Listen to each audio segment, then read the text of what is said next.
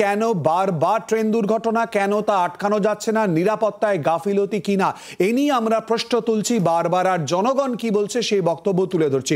আমাদের সঙ্গে এই মুহূর্তে আলোচনায় অংশগ্রহণ করেছেন লেখিকা অর্পিতা সরকার, এবং তার আরো একটা অন্য পরিচয় রয়েছে, তিনি কিন্তু নিত্য যাত্রীয় ট্রেনের। অর্পিতাদি, যে বিষয়টা আপনার কাছ থেকে জানতে চাইবো, সাধারণ লেখিকা তো বটেই এবং তার বাইরে আপনি ট্রেনেও যাতায়াত করেন, এই যে পরপর নানান ঘটনা কোথাও কি ভাবাচ্ছে? অবশ্যই ভাবাচ্ছে। প্রথম কথা হচ্ছে যে আমি এই আমার পরিচয় লেখিকা হিসাবে যেমন, তেমনি ট্রেন যাত্রী হিসাবে আমার একটা ট্রেন যাত্রীর ডায়েরি আমি আমার সোশ্যাল মিডিয়াতে রেগুলার আমার পাঠকদের সাথে শেয়ার করি। সেখানে বিভিন্ন নিত্যযাত্রীদের ঘটনা নিয়েই আমি লিখি। তো এই যে একটার পর একটা ট্রেন দুর্ঘটনা আমাদের সামনে, একের পর এক মৃত্যু মিছিল, এটা তো একটা বাইক অ্যাক্সিডেন্টের মতো নয়, এটা একটা মানে রেল মন্ত্রক। আমি এটাই অবাক হয়ে যাচ্ছি যে 16 থেকে 17 সালে সম্ভবত, আমার যেটা মনে হচ্ছে, একটা শপথ নেওয়া হয়েছিল, জিরো অ্যাক্সিডেন্ট মিশন। তো সেই শপথ এই মুহূর্তে রেল মন্ত্রকের কাছে কোথায়? শুধুমাত্র দ্রুত আমাদের পৌঁছে দেবে, পুরী শিলিগুড়ি দ্রুত পৌঁছে দেবে বলে যে নিত্য নতুন আমরা দেখছি যে ট্রেন লঞ্চ হচ্ছে, খুব ভালো যাত্রীদের সুবিধার জন্য, কিন্তু দ্রুত যাওয়া আর কারণ এটার জন্য আমাদের যে যাত্রী নিরাপত্তায় যে ব্যাঘাত ঘটছে, সেদিকে রেল মন্ত্রকের কেন নজর নেই? কেন নেই সেদিকে নজর? প্রত্যেকবারই দেখছি মাল মাল মালগাড়ির সাথে যে সংঘর্ষ ঘটছে, আগের বার দেখলাম করমণ্ডল এক্সপ্রেসের সাথে, এবারে মুম্বাই, মানে এই যে ব্যাপারটা চলছে, এটার দিকে কেন নজর নেই রেল মন্ত্রকের? আমি লেখিকা হিসাবে শুধু নয়, আমি একজন নিত্যযাত্রী, আমি একজন সাধারণ যাত্রী হিসাবে আমার এই প্রশ্নটা অবশ্যই থাকবে। খুব গুরুত্বপূর্ণ প্রশ্ন তুলেছেন, আর এই নিয়েই কিন্তু আমরা আলোচনা করছি। অনমিত্র বাবু, আপনিও তো নিত্যযাত্রী, আপনার কোথাও চিন্তা কি বাড়াচ্ছে? অবশ্যই বাড়ানো তো উচিত। শুধু আমি কেন, এই পশ্চিমবাংলার, এবার ভারতবর্ষের প্রত্যেকটা নাগরিকেরই ভাবা উচিত। এখন বিষয়টা যেটা হয়ে দাঁড়িয়েছে, আমি আজ এই স্টুডিওতে আসছিলাম, সেই সময় আমি দাঁড়িয়েছিলাম প্রায় 1 ঘন্টা দমদম স্টেশনের বাইরে। কি কারণ? না, দুটো ট্রেন মুখোমুখি হয়ে গেছে। আমি জানছি না কি হচ্ছে না হচ্ছে, কখন আমি আসতে পারবো, আদেও আমি আসতে পারবো কিনা। এটা আমাদের জীবনে একটা নিত্যনৈতিক বিষয়। মানে প্রতিদিন সকালবেলা উঠে আমরা কর্মস্থানে যাব, আমাদেরকে এই ধরনের হ্যারাসমেন্টের শিকার হতে হবে। তারপরে আমাদেরকে টিটিরা চেক করবে।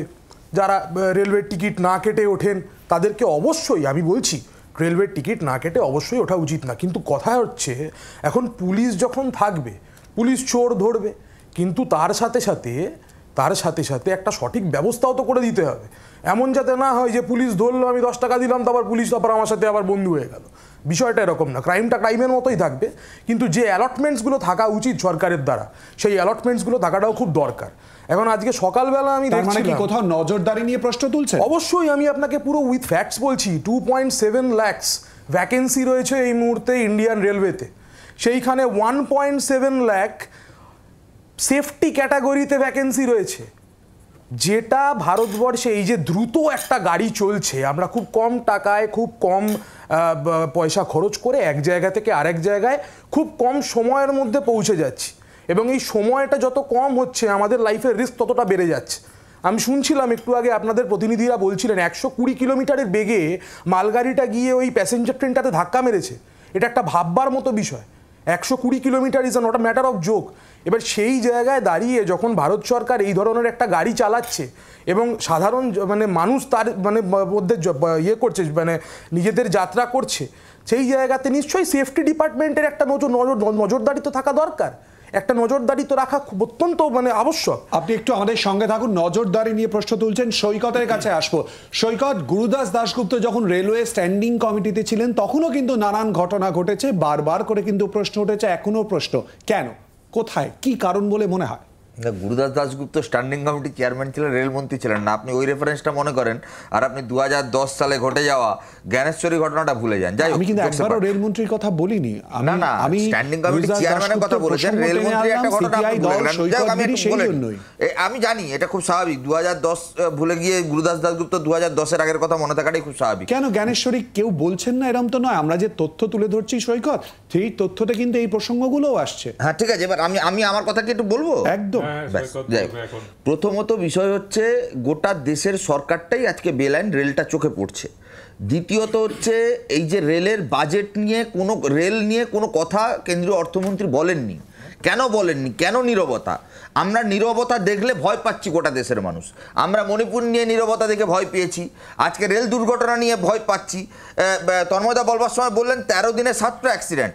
একটু যদি পেছনের দিকে যাওয়া যায়, গত 25 দিনে 18টা অ্যাক্সিডেন্ট ঘটেছে, এবং প্রত্যেকটা অ্যাক্সিডেন্টের পেছনে তদন্ত, তার রিপোর্ট সামনে আসার আগে যে অভিযোগ সামনে এসছে গাফিলতি। দেবজিৎ তো বারবার করে বলছেন সফলতম রেলমন্ত্রী। আমি জাস্ট একটু বলে নিই, গাফিলতি তার মানে কি? মেইনটেনেন্সের অভাব। আচ্ছা, মেইনটেনেন্সের অভাব হবে না কেন? বাকিরা বললেন, আমি বিস্তারিত যাব না। রেলের গ্রুপ সি গ্রুপ ডি পদ, আমরা বলতাম গোটা দেশের বেকার যুবকদের স্বপ্ন, সম্ভাবনা, চাকরি, কর্মসংস্থান, আশা আলো, প্রতি বছর বাদুর ঝোলা বিল করে রবিবার পরীক্ষা দিতে যাওয়া, সেটা রেলের পরীক্ষা। গত 3-4 বছর ধরে রেলের পরীক্ষা প্রায় বন্ধ। গ্রুপ সি গ্রুপ ডি পোস্টগুলো প্রাইভেট সংস্থার হাতে দেওয়া হয়েছে। বেসরকারিকরণ ঢালাও লাইসেন্স। রক্ষা কবচের কথা অনেকে আলোচনা করছেন, অনেকে অনেক কবচের কথা বলছেন। প্র্যাকটিক্যালি মোদী সরকার আদানি ব্রিজভূষণদের কবচ হয়েছে। সাধারণ মানুষের নিরাপত্তা নিয়ে একদম স্পিকটি নট। যাত্রী নিরাপত্তা, রেল সুরক্ষার প্রশ্নে কত কোটি টাকা বরাদ্দ তার কোনো হিসাব নেই।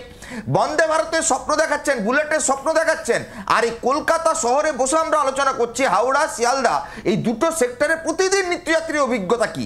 টাইমে ট্রেন চলে না। দেখুন, বিশ্বাস করুন, আমরা চাই না যে দ্রুতগতির ট্রেন চলুক, এমনটা নয়। আমরা চাই দ্রুতগতির ট্রেন চলুক, কিন্তু তার আগে মানুষের জীবনের দাম অনেক বেশি, এবং প্রত্যেকটা ক্ষেত্রে ঐশী বৈষ্ণবের সোশ্যাল মিডিয়াতে ভাইরাল হওয়াটা যতটা গুরুত্বপূর্ণ, তার থেকে বেশি গুরুত্বপূর্ণ এই যে কান্নার আওয়াজগুলো, সেটা যাতে আরো বেশি করে কমে যায়।